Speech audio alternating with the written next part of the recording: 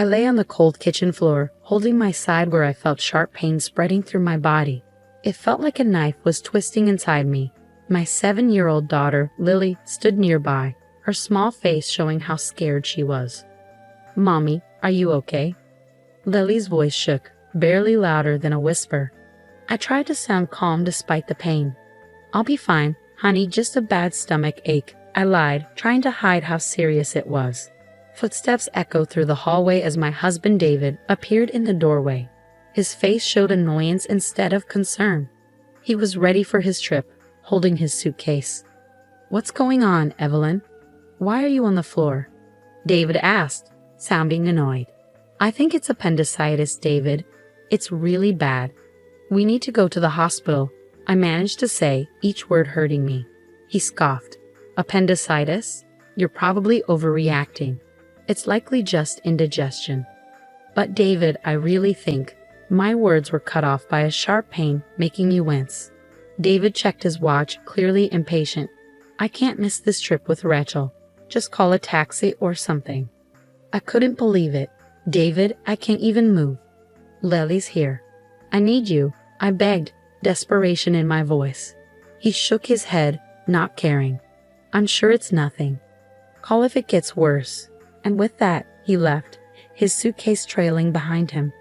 I was left alone in pain with Lily. Lily's small hands found mine, her tears matching my own. "Mommy, don't be sick.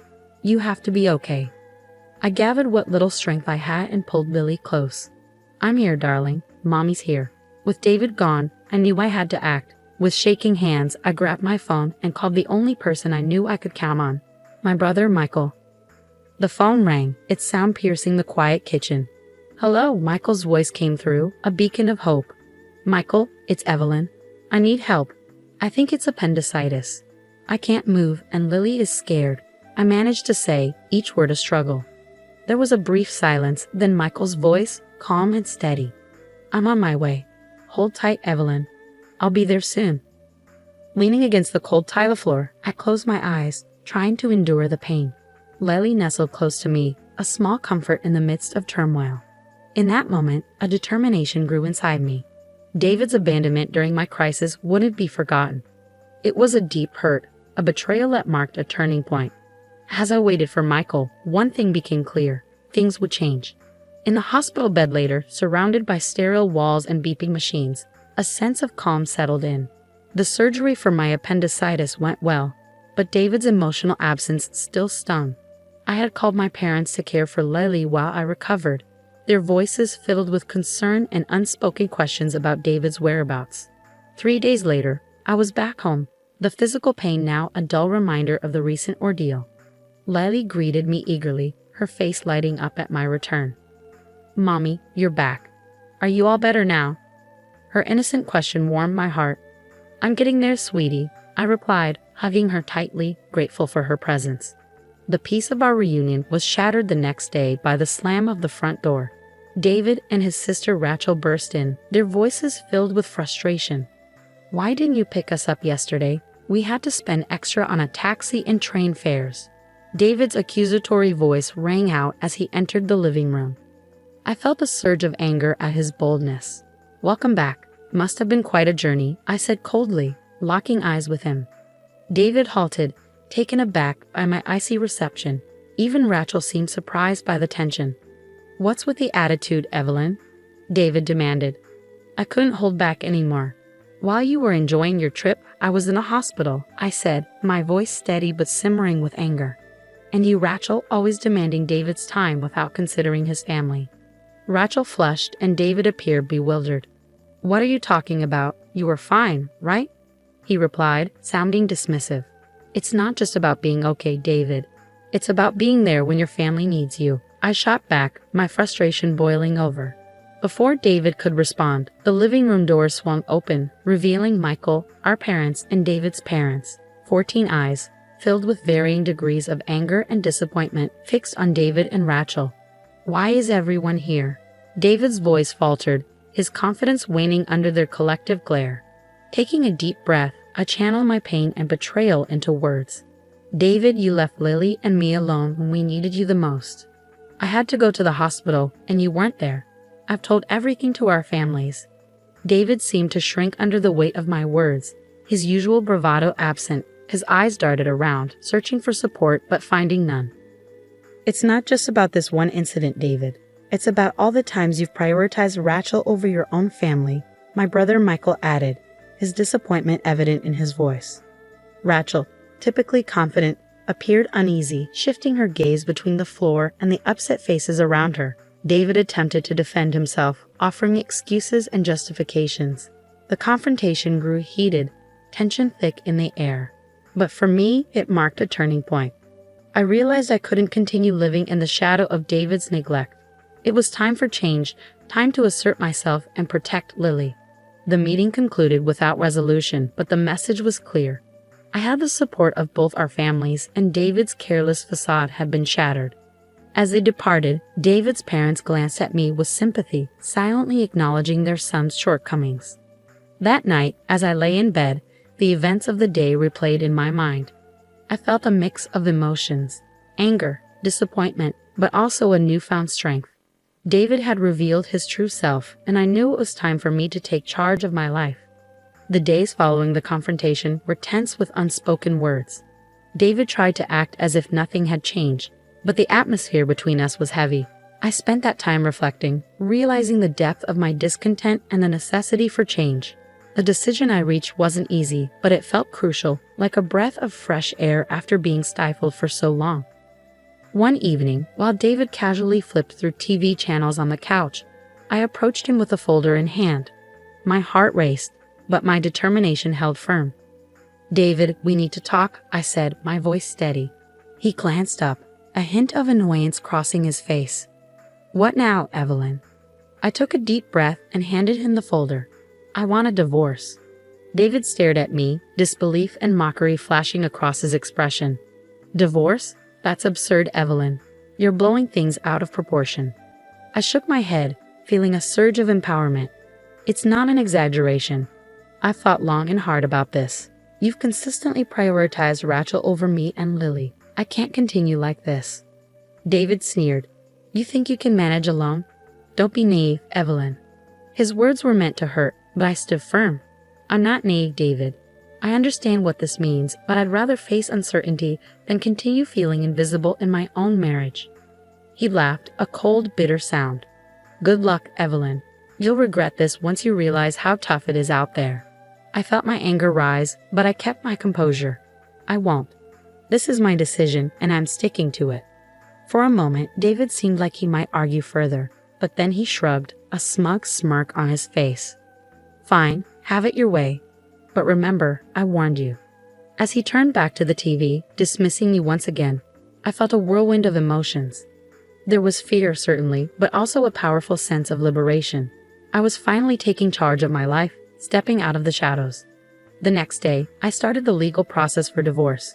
It was overwhelming with all the paperwork and legal steps, but I was determined. My parents and Michael were supportive, offering help and encouragement. During this time, David's true nature became clearer. He was dismissive and uncooperative, trying to intimidate me into giving up. But I stood my ground, strengthened by my family's support and my growing sense of strength. As time went on, David's facade began to crack. The charming, confident man I married revealed himself to be selfish and manipulative, his true self exposed. The divorce proceedings were challenging, but I faced them bravely, each forward step a testament to my newfound determination. I was no longer the woman who lay on the kitchen floor, ignored and in pain. I was reclaiming my life, my dignity, and my happiness. The divorce process was exhausting, marked by David's constant attempts to undermine and demean me. In our meetings, he would sneer and make hurtful remarks about my parenting and my future without him. But instead of letting his words defeat me, they fueled my determination to break free from his toxic influence. "Enjoy your struggles, Evelyn," David taunted in one of our final meetings. "You'll soon see how good you had it with me." His arrogance infuriated me, but I remained composed. I'd rather face challenges every day than spend another moment with someone who has so little regard for his family, I replied firmly. David's smug demeanor briefly faltered, replaced by a flicker of anger. He quickly masked it with a scoff, but I could sense my words had struck a nerve. The day the divorce was finalized brought a strange mix of relief and nervousness. I was finally free from David, yet the road ahead seemed daunting. However, as I walked out of the courthouse, a wave of liberation washed over me. In the weeks following our divorce, David's life began to unravel. His neglectful behavior and our separation became the gossip of his workplace. Colleagues who had once admired him now looked at him with pity and disdain. His charming facade had crumbled, exposing the pettiness and selfishness beneath. News of our divorce spread throughout our community, largely due to my cousin, who was well connected in our neighborhood. David, who had always cared deeply about his image and reputation, found himself the subject of hushed conversations and judgmental stares. Rachel also faced criticism. Her role in our marital problems was now public knowledge, and friends and neighbors began to regard her with suspicion and disapproval. The bond she had with David, once unbreakable in her eyes, now seemed strained and uneasy. One evening, while picking up Lily from school, I overheard a heated argument between David and Rachel outside their house. Their voices dripped with blame and resentment. "It's your fault we're in this mess, Rachel," David yelled, his frustration palpable. "How dare you blame me? You're the one who couldn't hold your family together." Rachel shot back, her voice filled with anger. Their argument was a stark contrast to the united front they once presented. The discord sowed by their actions had finally come to fruition, and now they were facing the consequences. As I walked away with Lily, I felt a sense of vindication. David and Rachel were now grappling with the results of their selfish choices. It was a tough lesson, but one they had brought upon themselves. That night, as Lily slept peacefully in her room, I sat by the window reflecting on the past few months. The journey had been challenging, but it had brought me to a place of strength and self-respect. I had fought for my dignity and for Lily's future. Although the future was uncertain, I felt prepared to confront it with newfound confidence. In the aftermath of the divorce, life settled into a new rhythm, one that was quieter yet more fulfilling. The weight of my unhappy marriage had lifted, replaced by a newfound sense of independence. I began rebuilding my life step by step, with Lily by my side. My first priority was finding a job. The gap in my resume from years spent focusing on motherhood was a concern, but I was determined. After several interviews, I secured a position at a small accounting firm. The firm, led by a supportive woman who valued working mothers, offered a flexible and understanding environment. It was an ideal fit for me. Lily embraced the changes with the resilience that only children possess. She started kindergarten, making new friends and eagerly diving into learning. Her laughter and lively conversations filled our home with happiness, a stark contrast to the tense atmosphere of the past. Yet despite these positive changes, reminders of my past with David lingered. One afternoon, while dropping Lily off at school, I overheard a group of parents whispering, "That's her, Evelyn. Her husband left her because he couldn't stand being around her anymore," one of them said. Their words stung, but I held my head high. The gossip and judgment were small prices to pay for the freedom and peace I now had. Meanwhile, David's life continued to unravel. His pride took a significant hit, and his once flawless reputation was now tarnished. I heard from mutual acquaintances that he had moved back in with his parents, a fact he tried to conceal but eventually became known. Rachel's situation wasn't any better. Her interference in our marriage had isolated her from many friends. The once close siblings were now barely on speaking terms, their relationship strained by blame and regret. As for me, I found solace in the unwavering support of my family. My brother Michael had moved closer to us, his presence a constant source of comfort. My parents showered Lily with love, their affection soothing the wounds of the past. One day, while savoring coffee in my kitchen, I reflected on the journey I had endured, the pain, the struggle, and ultimately, the liberation. It had all brought me to this moment of peace. I hadn't just survived. I had emerged stronger and more self-assured. The doorbell interrupted my thoughts. Opening it, I found David standing there, wearing a look of defeat. "Evelyn, I'm sorry.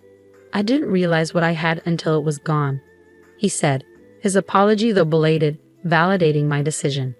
"Thank you, David," I replied gently, "but it's too late. I've moved on."